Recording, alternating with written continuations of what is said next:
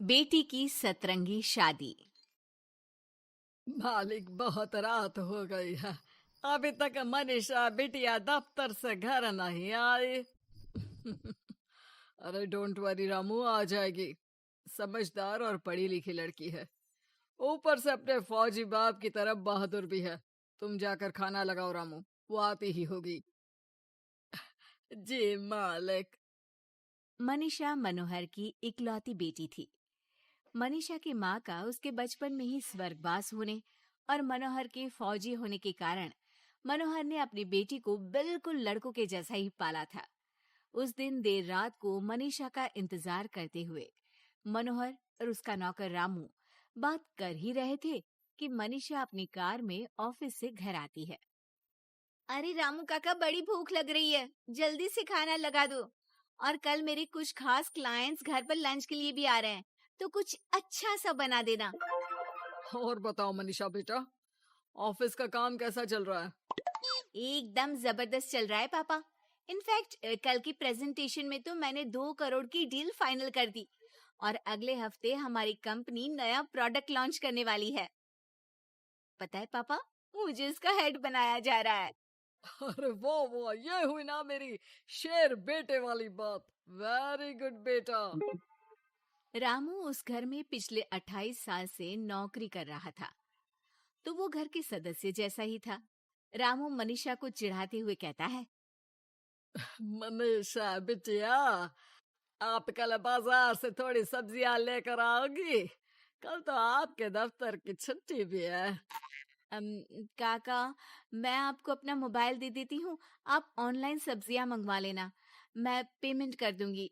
वो क्या है कि मुझे घर के कामों से थोड़ी एलर्जी है। ठीक है बिटिया। 2 हफ्ते बाद मनोहर को उसके दोस्त किशन का फोन आता है।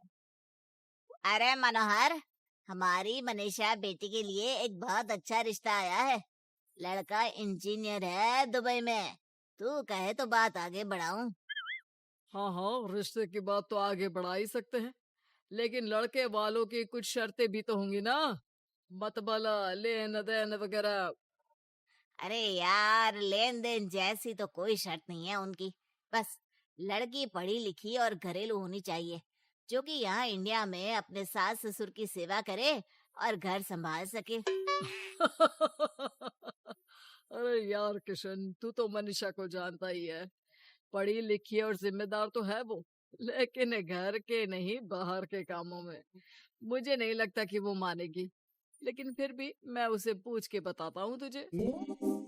मनोहर अपनी बेटी से उसके लिए आए रिश्ते की बात करता है और उसे लड़के वालों की शर्त के बारे में भी बताता है, जिस पर मनीषा कहती है, पापा आप तो जानते हैं ना कि मुझे घर के कामों में कोई इंटरेस्ट नहीं है और आपने मुझे पढ़ा लिखा के अपने पैरों पे खड़ा होना सिखाया।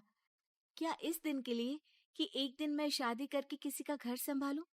ना ना, मुझे नहीं करनी शादी वादी, आप मना कर दो उन्हें। इतना कहकर मनीषा घर से बाहर चली जाती है। रास्ते में उसे उसकी फ्रेंड का फोन आता है, जो उसे बाकी फ्रेंड्स के साथ एक रेस्टोरेंट में बुलाती है। मनीषा जाना तो नहीं चाहती थी, लेकिन उस रिश्ते की बात से हुए खराब मूड को बदलने के लिए वो चली जाती है। मनीषा और उसके दोस्त एक टेबल पर बैठे होते हैं कि उसकी नजर उसी रेस्टोरेंट में गिटार बजा रहे एक लड़के पर पड़ती है, जो मनीषा की फेवरेट धुन बजा रहा होता है। मनीषा झट से सारी बातें भूलकर उस गिटार की धुन में खो जाती है।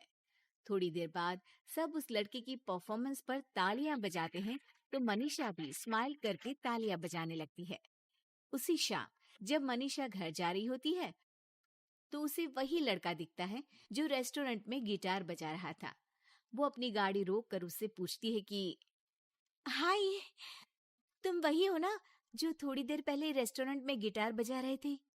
I am so impressed with your talent. Actually वो मेरी फेवरेट धुन थी। अ, जी थैंक यू। ये मेरा शौक भी है और इससे मेरी थोड़ी बहुत गुजारे लायक कमाई भी हो जाती है। अच्छा, और क्या करते हो? जी मैं कॉफी बहुत अच्छी बनाता हूँ, और और कॉफी के अलावा भी बहुत कुछ। एक्चुअली मुझे खाना बनाने का बहुत शौक है, और खाली समय में या तो मैं गिटार बजाता हूँ या फिर कुकिंग करता हूँ। इसी तरह बहुत देर तक बातें करते करते दोनों एक दूसरे को अपना नंबर देते हैं और फिर धीरे धीरे पहले उनके बीच गहरी दोस्ती और फिर प्यार हो जाता है। फिर एक समय आता है जब दोनों शादी करने का फैसला करते हैं। मनीषा अपने पापा को गौतम के बारे में सब बताती है। मनोहर को गौतम बहुत अच्छा तो नहीं लगता, लेकिन अपनी इकलौती बेटी की खुशी के लिए वो हाँ कह देते हैं। दोनों की शादी हो जाती है और एक दिन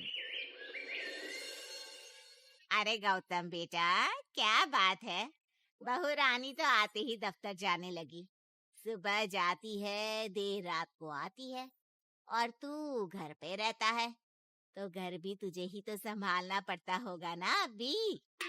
जी आंटी जी, वो मेरा काम कुछ कम ही चल रहा है और घर चलाने के लिए किसी को तो दफ्तर जाना ही पड़ेगा ना, तो मनीषा ही चली जाती है और मैं घर पे रहकर सारा दिन करूंगा क्या, तो घर ही संभाल लेता हूँ।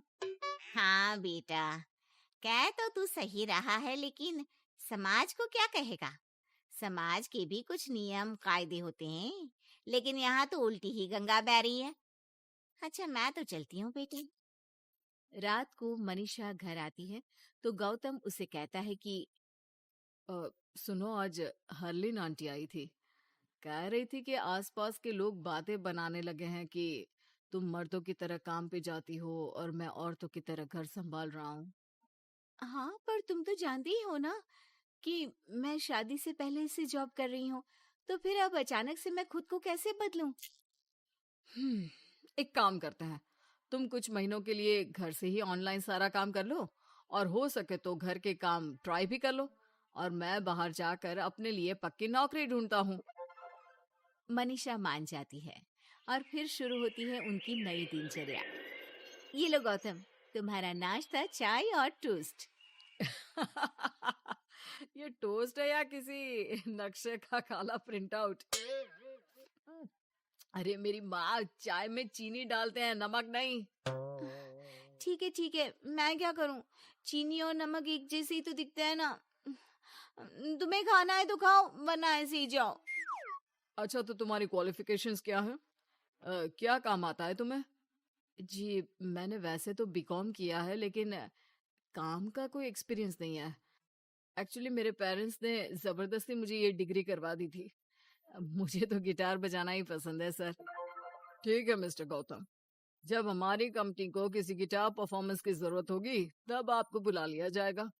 फिलहाल के लिए आप जा सकते हैं।